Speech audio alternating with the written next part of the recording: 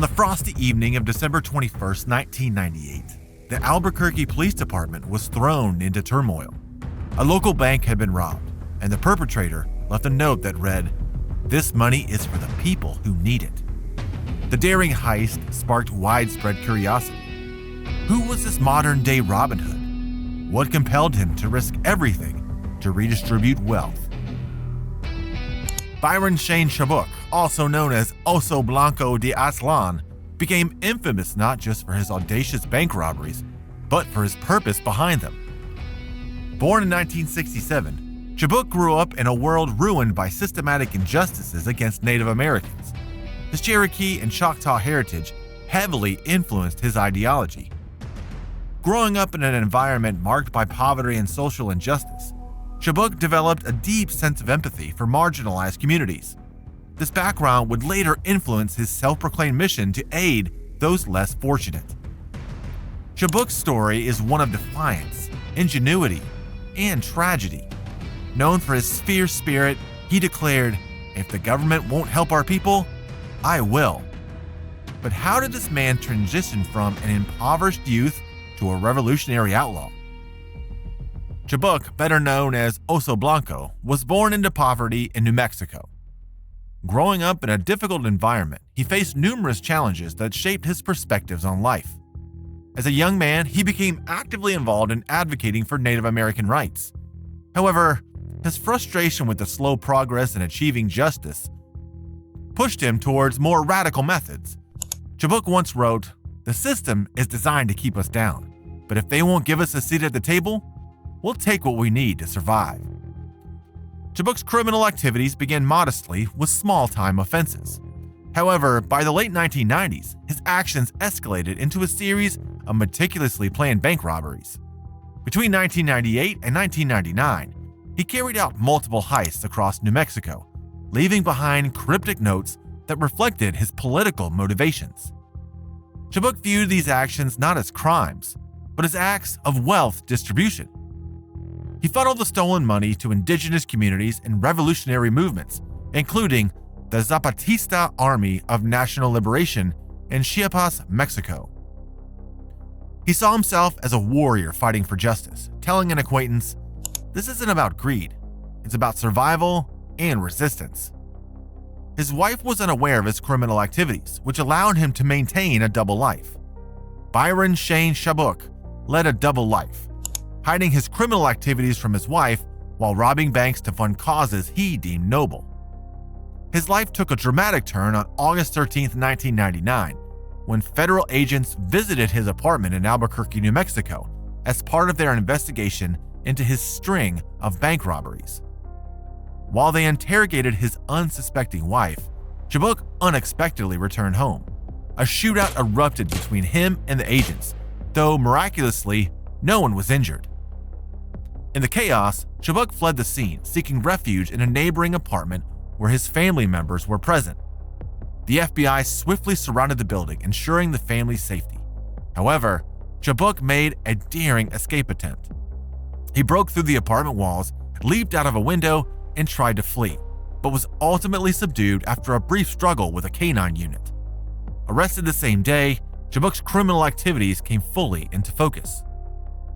Chubbuck faced charges for robbing or attempting to rob 14 banks, assaulting peace officers, discharging a firearm, and being a felon in possession of a weapon.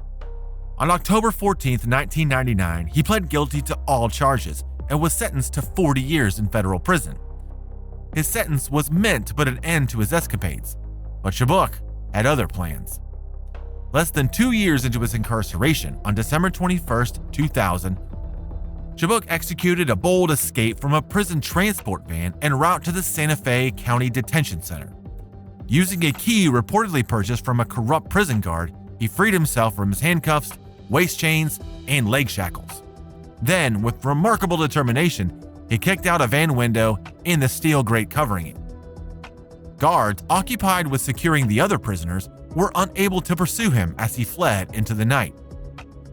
Reflecting on his escape, Chubbuck insisted there was no grand plan. "I didn't go with some diabolical plan," he later said. "They're making me out to be some mastermind. I was just desperate. I was getting beat up. I was getting gassed. I had to get out of there. After escaping the van near the intersection of 2nd Street and Montano Road Northwest, Chubbuck ran into a nearby neighborhood. He scaled fences, injuring his already bloodied hands in the process, and burst into a home on Jean Avenue Northwest. Inside, he startled Stephanie Angus, her friend, her mother, and her young children. I said, "Please help me. The cops are trying to kill me," Chubbuck recounted. I told her, "I need a ride out of the neighborhood right now." Despite the tense situation, he claimed he was respectful. I have respect for women, and when you're looking at a woman as pretty as Miss Angus, you better have respect. Stephanie Angus later described the encounter as terrifying, but admitted to feeling a strange compassion for Chubbuck. "Looking back, it was the scariest experience of my life," she said. "But I don't think he was a bad person. I don't think he would hurt anybody." Angus and her friend ultimately agreed to drive Chubbuck out of the area, helping him evade the tightening police dragnet. They even gave him $20, water, and chapstick. "I almost cried right in front of them because they had been sent by God," Chubbuck later said.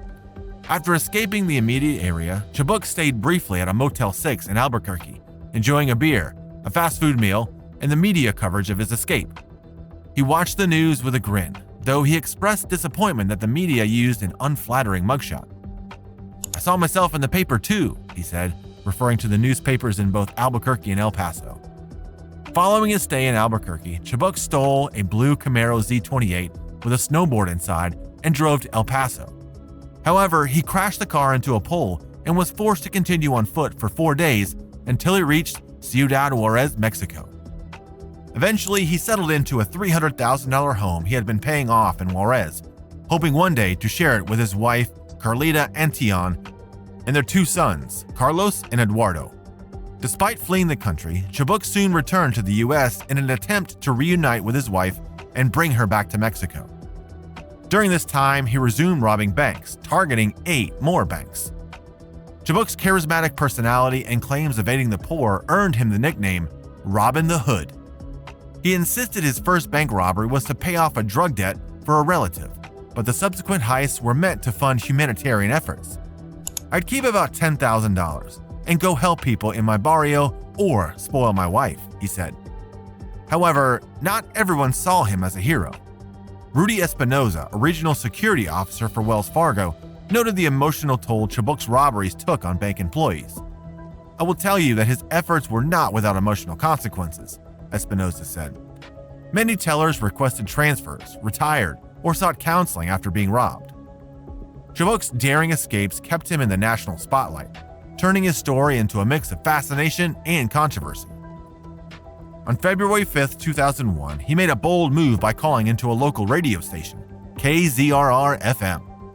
During the call, he admitted to his crimes and claimed that his actions were fueled by a desire to support Zapatistas, a revolutionary group advocating for indigenous rights in Chiapas, Mexico, and he demanded to be interviewed to expose allegations against certain law enforcement officers, claiming they mistreated him and even attempted to kill him.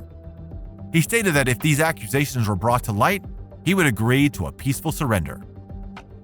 It was like, "Oh my God, is this the same cute guy I know?" said Carolyn Butterfield, a former girlfriend from Chubbuck's younger days. She described him as a charismatic, magnetic figure who once dabbled in poetry and art, dreaming of a different kind of life. Despite his charm and the public's fascination with his defiance, law enforcement was hot on his trail. By February 6, 2001, FBI agents had tracked him into a trailer in Albuquerque, New Mexico.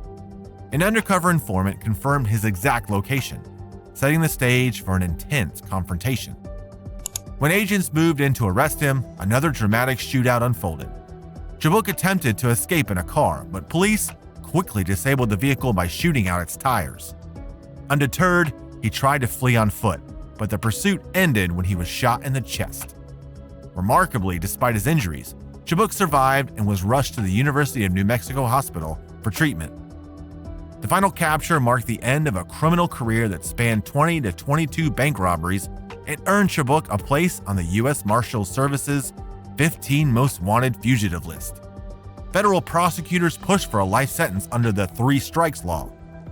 but he was ultimately sentenced to 2 consecutive 40-year terms, totaling 80 years. His earliest possible release date is 2070. Even behind bars, Chubbuck remains a complex and divisive figure. He consistently insisted that his crimes were driven by a desire to help others, particularly the indigenous people of Chiapas. "I robbed banks to feed starving children," he claimed. However, for many of those directly impacted by his actions, he was nothing more than a criminal who left a trail of fear and harm. Chubbuck's time in maximum security facilities, including the Sandoval County Jail, the U.S. Penitentiary in Leavenworth, Kansas, and USP Victorville in California, did not silence him. Using the pseudonym Oso Blanco, he wrote letters and articles that inspired activists worldwide. His words continue to fuel movements for indigenous rights and justice. "Even in chains, I am free because I fight for my people," Chubbuck famously declared. His unwavering support for the Zapatista movement never faltered, and it's believed that funds from his robberies continued to aid the indigenous-led rebellion in Mexico. To his supporters, he wasn't just a bank robber, he was a revolutionary, challenging a system he believed prioritized wealth and power over humanity and culture. Chubbuck's life remains a symbol of resistance and a testament to the ongoing struggles of indigenous communities.